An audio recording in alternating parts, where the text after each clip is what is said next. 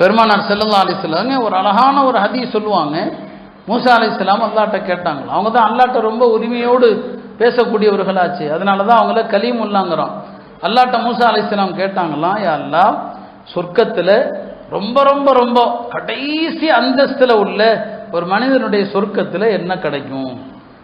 அதுதாங்க கடைசி தரம், அதுக்கு பிறகு தரமே கிடையாது, அதான் கடைசி அந்தஸ்து அதுதான் அப்படின்னு சொல்லி கேட்குறாங்க மூசா அலைஹிஸ்ஸலாம். இப்போ அல்லாஹ் சொல்வானா, ஒரு அடியான் எல்லாரும் சொர்க்கத்துக்கு போயிடுவாங்க, போன பிறகு ஒரு அடியான் வருவானா, பார்த்தா சொர்க்கம் ஃபுல்லாக இருக்கும், ஹவுஸ் ஃபுல்லாக இருக்குது, எல்லாம் இடமே இல்லையே, எல்லாருமே இடத்த பிடிச்சிட்டாங்களே, எனக்கு இடமே இல்லையேன்னு சொல்லி அல்லாஹ்ட்ட கேட்பானா. இப்போ அல்லாஹ் சொல்வானா, உலகத்தில் ஆட்சி செஞ்சாங்க இல்லையா மன்னர்கள், அந்த மன்னர்கள் ஆட்சி செய்த பகுதி, ஒவ்வொரு மன்னனுடைய பகுதிங்கிறது சின்னதாகவோ பெருசாகவோ இருக்குமா இல்லையா? உலகத்தில் ஆட்சி செய்த மன்னர்கள் எவ்வளவு நிலப்பரப்பை ஆட்சி செஞ்சிருப்பாங்க, அந்த அளவுக்கு உனக்கு சொர்க்கம் தந்தா போதுமா அப்படின்னு அல்லாஹ் கேட்பானா.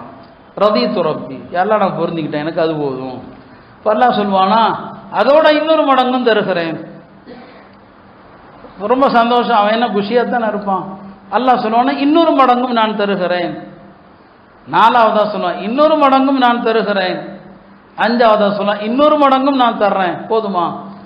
ரதீது யாரோ, போதும்.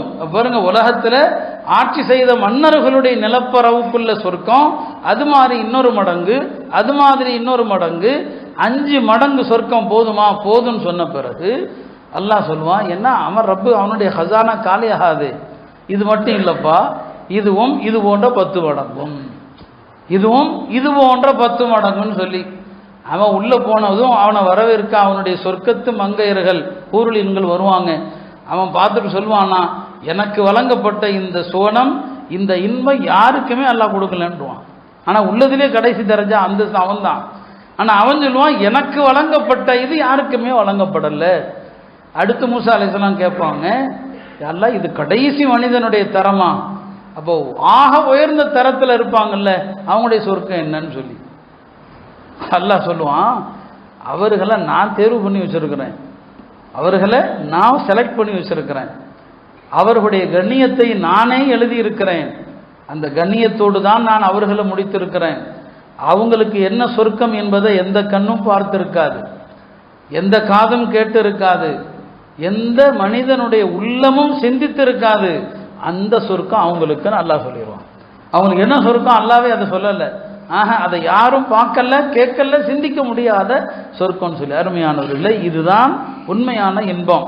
அந்த இன்பத்தை அடைய முயற்சிக்கணுமே தவிர, இந்த அற்ப உலகத்தில் நாம் என்ன சம்பாதித்து என்ன நாம் கொண்டு போயிட முடியும்? எவ்வளோ பெரிய வாகனங்கள், வீடு, பங்களா, நீங்கள் இறக்கும் போது எதை நீங்கள் கொண்டு போவீங்க?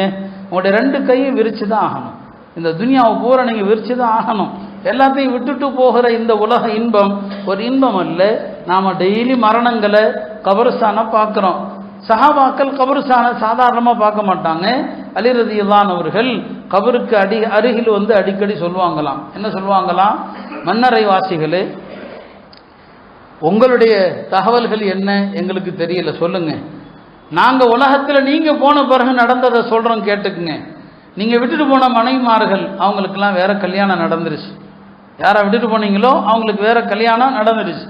நீங்கள் விட்டுட்டு போன வீடுகள், அதில் எல்லாம் வேறவங்க வந்து உட்கார்ந்துட்டாங்க.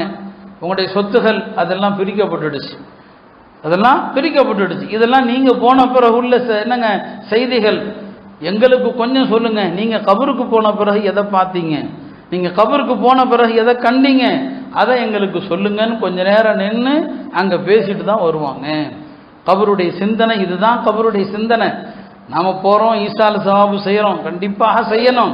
ஆனால் அது மட்டும் அல்ல, இதெல்லாம் இந்த சிந்தனையோட கபரு ஜியாரத்துக்கு போனாங்க. அருமையானவர்களே, இப்படி இந்த உலகத்தில் நம்முடைய காலங்கிறது ரொம்ப குறுகிய காலகட்டம். மரணம் எப்போது யாருக்கு விதிக்கப்பட்டது தெரியாது. நம்ம அல்லாட்ட ஆயில கேட்கணும், நீண்ட ஆயுள் அல்லாட்ட கேட்கணும், திடீர் மரணங்களை விட்டு பாதுகாப்பு தேடணும்.